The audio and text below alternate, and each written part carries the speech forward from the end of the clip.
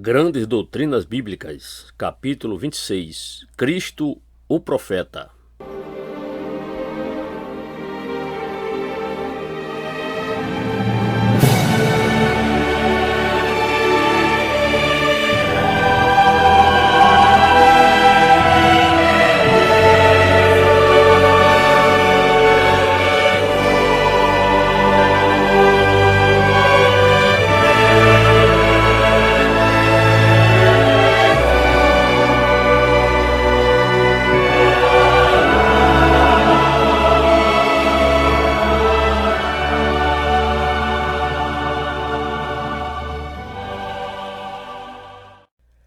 Antes de prosseguirmos com nossa consideração da doutrina do Senhor Jesus Cristo, talvez seja de bom alvitre que nos lembremos de toda a nossa introdução às doutrinas bíblicas.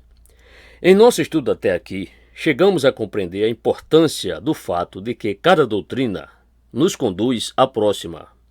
Vocês verão o valor desse fato quando conversarem com alguém que ainda não é cristão e que deseja conhecer o que é o cristianismo. Se, porventura, segundo Pedro o coloca, vocês desejam estar sempre preparados para responder com mansidão e temor a qualquer que vos pedir a razão da esperança que há em vós, 1 Pedro 3, verso 15, e viver sempre dispostos a fazer isso, então devem conhecer estas doutrinas bíblicas e ser capazes de discuti-las a fim de serem úteis a cada pessoa. Portanto, torna-se mais fácil para nós quando conhecemos a sequência lógica na qual podemos afirmá-las e apresentá-las. Se não gostamos dessa abordagem do assunto, muito bem, aqui estão pessoas do mundo de viver modesto, cheias de problemas e distúrbios, e há uma profusão de tais homens e mulheres que se diligenciam em resolver seus problemas de várias maneiras, através da filosofia e de meditações e outros diversos recursos. Mas, se somos honestos, então é preciso admitir que não podemos chegar a um entendimento e solução dos problemas da vida através de tais meios. Estou de acordo com o grande matemático e pensador francês Blaise Pascal, que disse: a suprema realização da razão é indicar-nos o limite da razão. Se não começamos a partir da posição de Pascal, somos entregues a nós mesmos, tateando nas trevas, e o mundo moderno não sabe para onde está indo. Os filósofos e os pedagogos o admitem, caso sejam honestos. Que resposta daremos? Nossa resposta é que precisamos de luz de outrem, e alegamos que possuímos essa luz. O mundo não conheceu a Deus pela sua sabedoria, diz Paulo em 1 Coríntios 1, 21. O povo sempre teve consciência de que há um Deus, mas pensamento e razão não podem chegar até ele. Por isso, aprove a Deus conceder-nos uma revelação de si mesmo. Vemo-la na história, na natureza, na criação. Ele, porém, não se expressou claramente dessa forma, embora, em certo sentido, seja ela nítida a todos os cristãos. Os homens e as mulheres, porém, precisam de muito mais que isso. E Deus, em sua infinita benevolência, tem concedido algo mais. Toda a nossa argumentação é que a Bíblia é a palavra de Deus, consequentemente, é uma questão de autoridade. Toda a nossa causa depende deste livro, e ele é a palavra de Deus. Não afirmamos que ele contém a palavra de Deus, e sim que ele é a palavra de Deus infalível em todas as questões de fé e de prática. Não há nada fora do que somos informados na Bíblia. Portanto, esse foi o nosso ponto de partida. É deste livro que extraímos todo o nosso conhecimento da doutrina. O que importa não é o que pensamos, mas o que a Bíblia ensina. Tendo nos lembrado disso, retornemos agora, uma vez mais, ao grande ponto central de toda a revelação, isto é, o Senhor Jesus Cristo. Temos focalizado sua pessoa e agora continuamos com o que a Bíblia nos afirma sobre sua obra. Era necessário que tratássemos, primeiramente, da pessoa, porquanto jamais entenderíamos a obra, até que estejamos bem informados sobre quem ele é. Deixe-me colocá-lo da seguinte forma. Quando vocês vêm para os evangelhos, notem com frequência a curiosa incapacidade dos discípulos de entender o ensino do Senhor concernente à sua morte. Não o entendiam. e viviam confusos e ofendidos com aquilo que ele dizia sobre sua ressurreição. Não conseguiam compreendê-lo. Por quê? Nosso Senhor disse justamente antes de sua morte: ainda tenho muito que vos dizer, mas vós não o podeis suportar agora. Mas quando vier o Espírito da verdade, ele vos guiará em toda a verdade, porque não falará de si mesmo, mas dirá tudo o que tiver ouvido, e vos anunciará o que há de vir. João capítulo 16, versos 12 e 13. Por que não dizer-lhes imediatamente? A resposta é que é completamente impossível entender a obra do Senhor Jesus Cristo até que sejamos esclarecidos sobre a pessoa. Realmente os discípulos só entenderam sobre a obra do Senhor Jesus Cristo à luz da ressurreição. É minha compreensão da pessoa que me capacita a compreender a doutrina da sua morte e expiação, da qual estamos agora começando a aproximar-nos. Assim chegamos agora à obra de Cristo, a qual é definida em tantos lugares nas Escrituras. Ele veio ao mundo para reconciliar-nos com Deus. Realçamos na doutrina da queda e suas consequências que duas coisas primordiais são necessárias: reconciliação com Deus e restauração àquela condição da qual caímos com Adão. Portanto, a obra do Senhor Jesus Cristo é a obra de reconciliação e restauração. Ele veio específica e deliberadamente ao mundo para isso.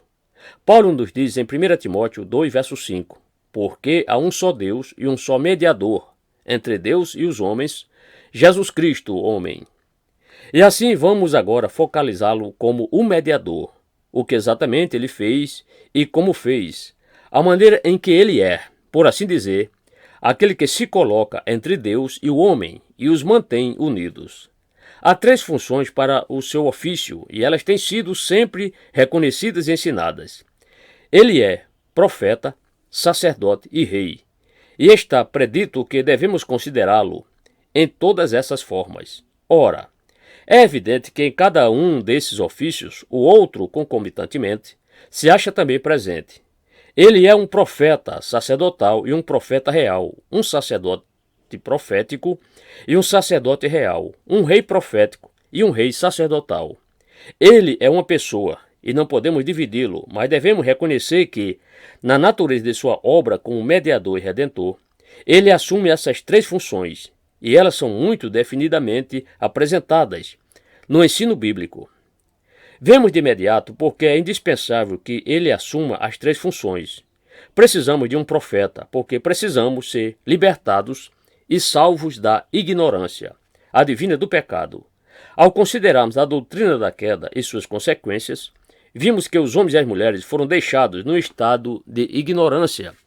O apóstolo Paulo, em particular, descreve o perdido estado do homem em pecado quando diz: eu digo isto e testifico no Senhor, para que não andeis mais como andam também os outros gentios, na vaidade do seu sentido, entenebrecidos no entendimento, separados da vida de Deus pela ignorância que há neles, pela dureza do seu coração.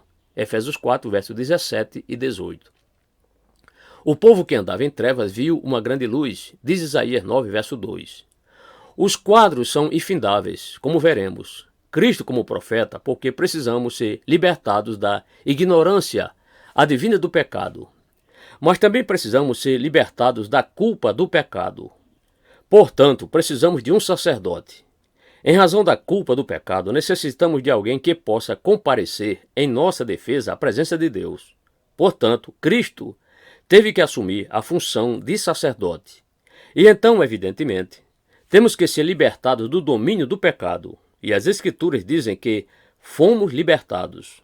Fomos tirados do reino das trevas e transportados para o reino do Filho do seu amor. Colossenses 1, verso 13. Ele só faz isso quando assume a função de rei, com poder e autoridade.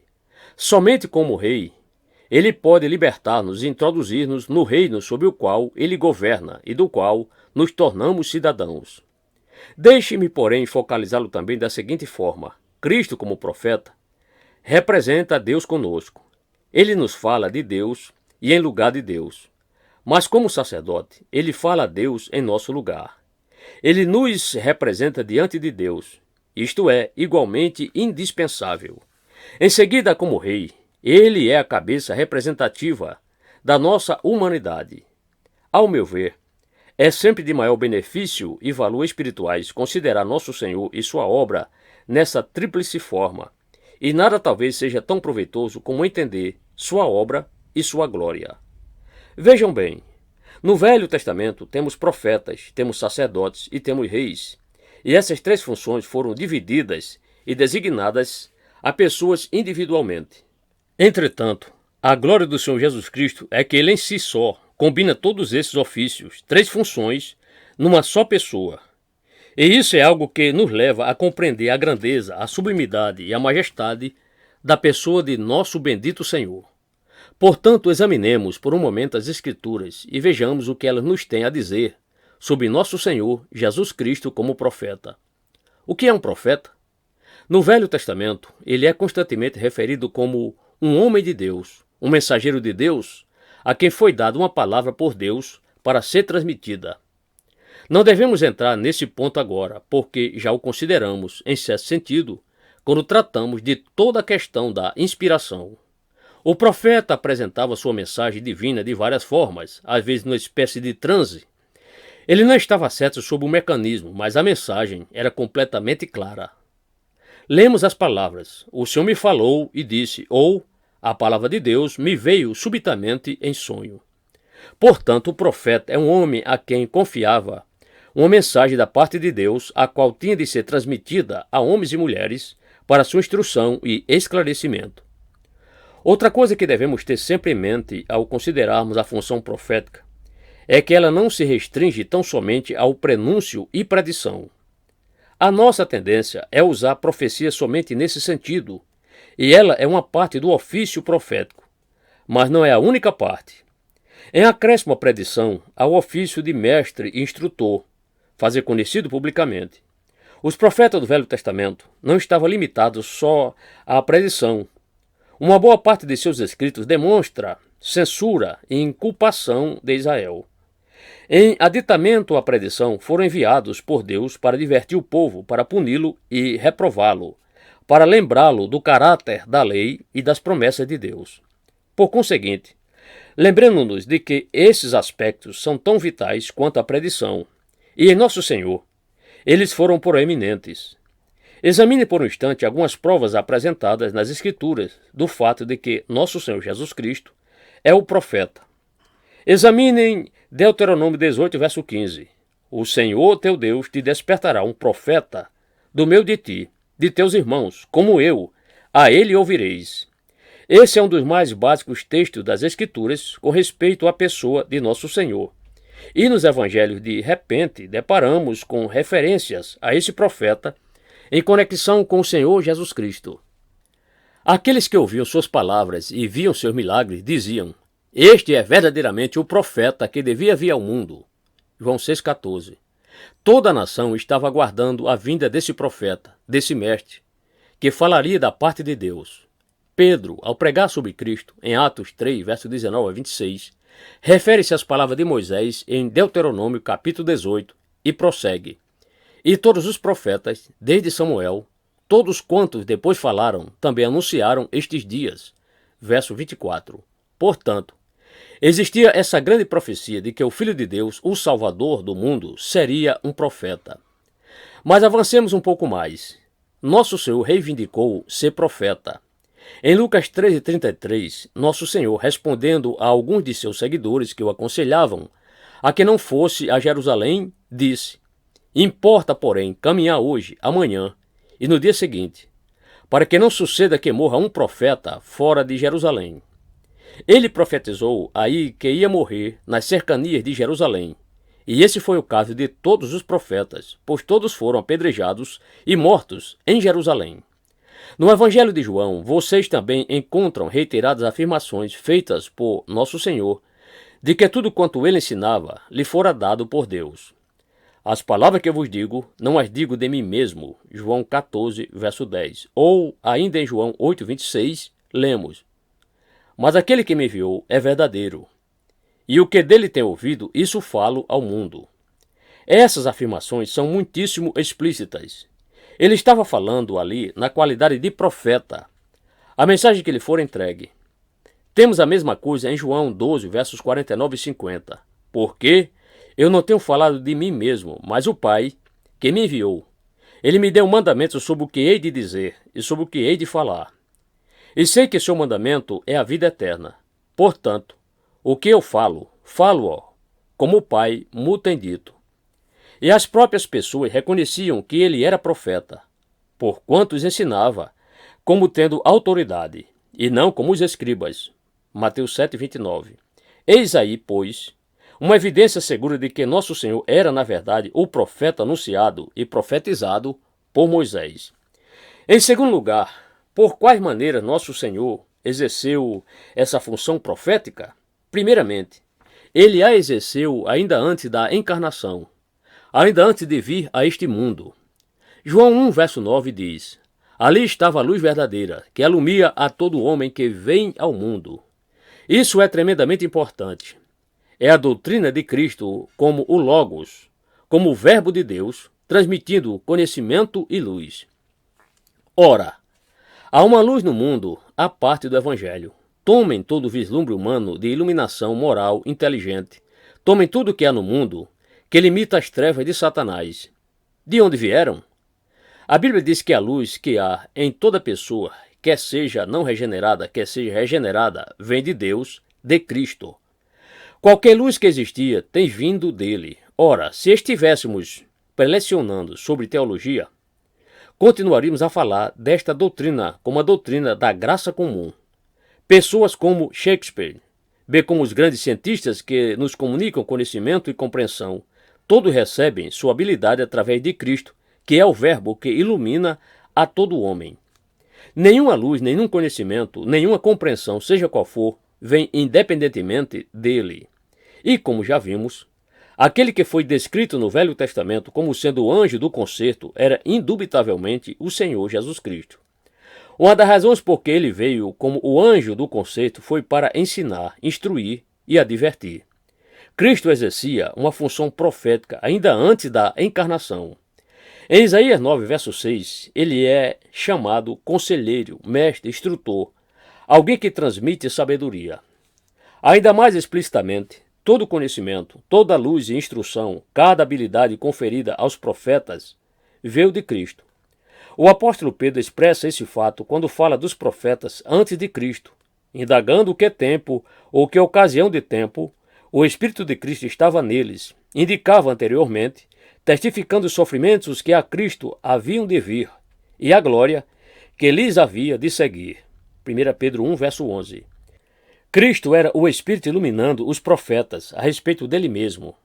Enquanto anunciavam suas profecias e as expressavam, ele era o profeta ensinando os profetas. Ele lhes comunicava sua mensagem.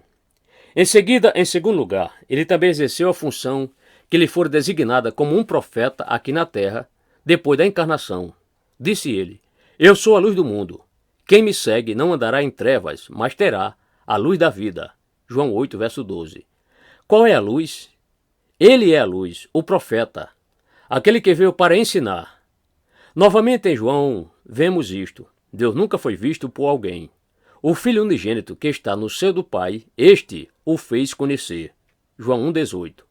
Ele manifestou a luz, ele comunicou conhecimento e instrução concernente àquele a quem nenhum homem jamais viu. O Filho o declarou e o revelou. Como ele agiu na qualidade de profeta na terra, ele agiu assim em todo o seu ensino concernente a Deus, o Pai, sua exposição da lei no Sermão do Monte, em tudo que ele nos informou sobre o amor de Deus, do propósito gracioso de Deus, de sua natureza e sua pessoa. Tudo isso era uma parte do exercício de sua função profética e, supremamente, ele nos falou de si próprio.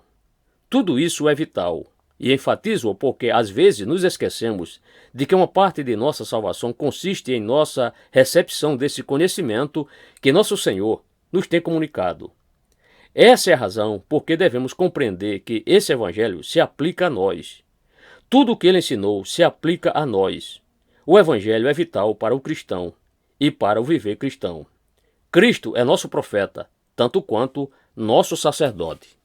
E então ele nos ensinou, por meio de sua vida e exemplo: quem me vê a mim, vê o Pai. João 14:9.